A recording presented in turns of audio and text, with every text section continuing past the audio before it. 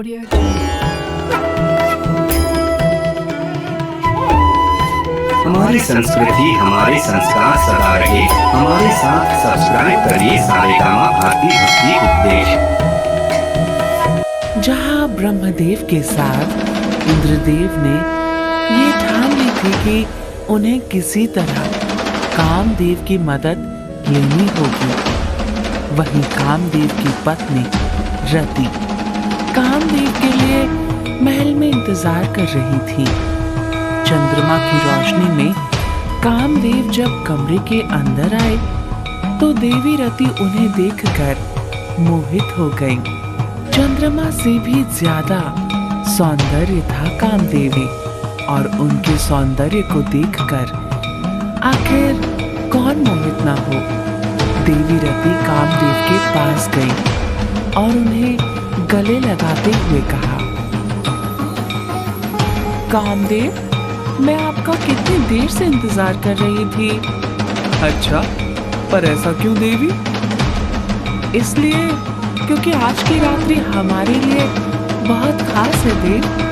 हमारी मनोकामना है कि हमारी कोख में आपकी तरह सौंदर्य से भरपूर एक पुत्र हो।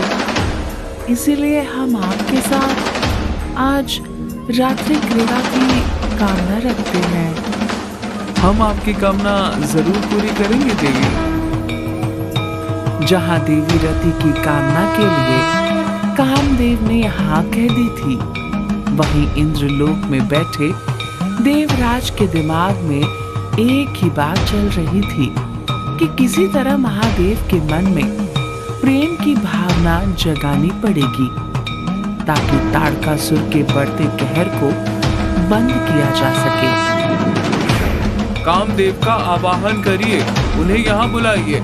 अब उनके बाण ही महादेव के अंदर पार्वती के लिए प्रेम भाव जगा सकते हैं। जी देवराज, हम अभी कामदेव के महल जाकर उन्हें बुला लाते हैं। अग्निदेव देवराज इंद्र के आदेश पर तुरंत कामदेव के महल पहुंचे। अग्निदेव के महल में अचानक आने की खबर से कामदेव हैरान हो गए। रति और कामदेव अपना काम छोड़कर अग्निदेव के पास गए और उनसे महल तक आने के विषय में पूछा। प्रणाम कामदेव, आपको देवराज इंद्र ने एक कार्य से गंगावतरण बुलाया है। गंगावतरण? पर क्यों? अब तो जानते हैं माता सती का फिर से मनुष्य रूप में जन्म हुआ और माता सती रूप वर्षों से महादेव के लिए तपस्या कर रहा है, पर महादेव ने अभी तक आंखें नहीं खोली हैं और ताड़कासुर का आतंक बढ़ता ही जा रहा है। उसे रोकने के लिए महादेव के पुत्र का इस धरती में लेना अति आवश्यक है।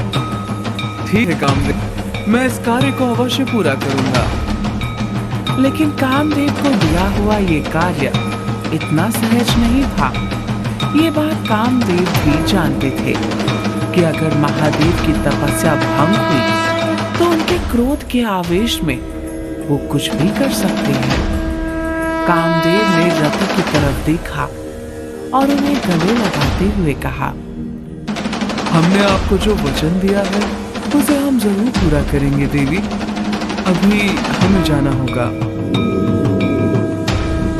कामदेव अपने कार्य के लिए गंगावतरण पहुंच चुके थे। महादेव के समक्ष ही माँ पार्वती भी अपनी तपस्या में लीन थी।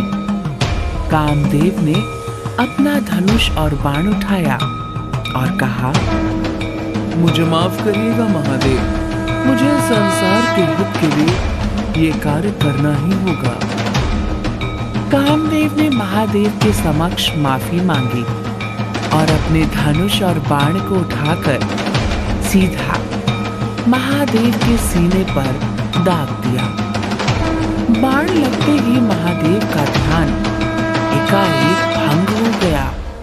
महादेव के ठीक सामने ध्यान मुद्रा में बैठी पार्वती को देखकर उनकी आंखों में आंसू आ गए। वो जोर से चीखे, पार्वती! महादेव की आवाज से पार्वती ने अपनी आंखें खोली।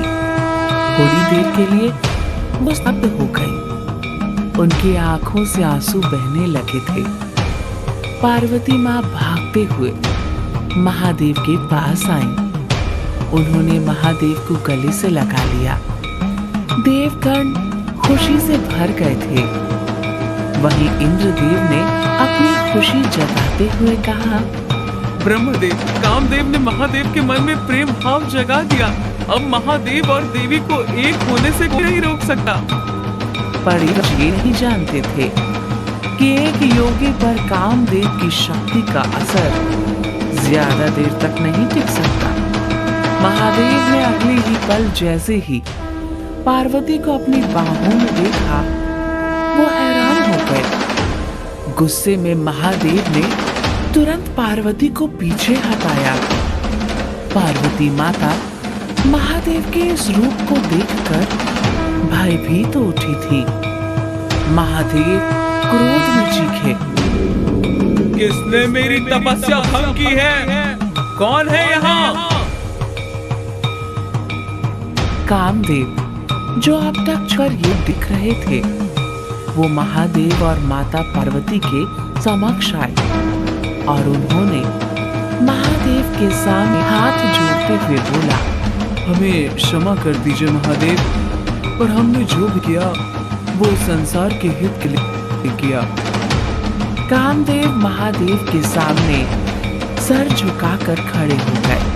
उन्होंने महादेव से क्षमा याचना तो की, परंतु महादेव ने क्रोध में कहा, आपने हमारी तपस्या भंग की है देव।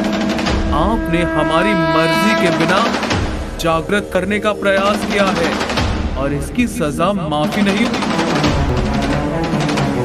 इससे पहले कामदेव और कुछ कह पाते, महादेव ने अपनी तीसरी आंख खोली और देखते ही देखते कामदेव महादेव की तीसरी आंख के तेज से भस्म हो गए।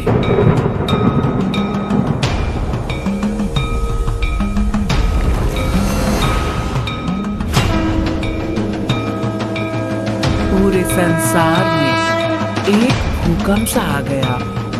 इंद्रदेव और बाकी देवगण महादेव के दंड से हैरान थे। पल भर में कामदेव का शरीर राख में बदल चुका था। ये सब देखकर इंद्रदेव डर गए। पूरी सृष्टि की दशा कामदेव के भस्म हो जाने से बदल चुकी थी। सृष्टि में सबने अपने कार्य को करना रोक दिया था। सभी के जीवन का हर उद्देश्य समाप्त हो चुका था, क्योंकि कामदेव सिर्फ प्रेम और वासना के देव नहीं थे। संसार का हर लालच, हर वासना काम वासना थी। चाहे वो एक जीव का शिकार हो या धन संपत्ति कामना।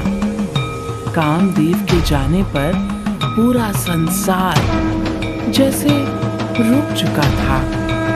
ये सब देखकर इंद्रदेव महादेव के समक्ष प्रकट होते हुए कहते हैं,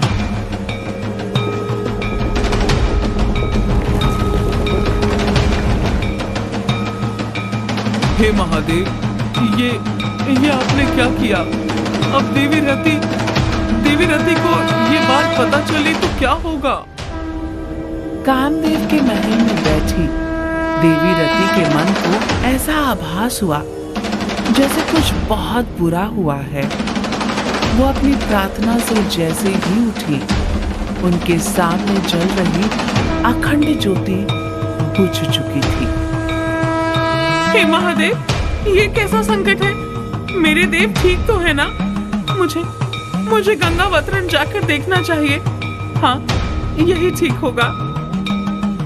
देवी रति ने बिना वक्त गवाए गंगावतरण जाना जरूरी समझा। पर यही गंगावतरण में महादेव और देवी पार्वती के सामने पड़ी राख को देखकर सब हैरान थे। कुछ ही देर में जब देवी रति महादेव और माता पार्वती के सामने गई, तो उनके समक्ष अपने पति की जगह उनकी राख देखकर देवी हैरान रही। गईं और कामदेव के लिए विलाप करते हुए कहने लगी, कामदेव, कामदेव, ये आपने क्या किया महादेव?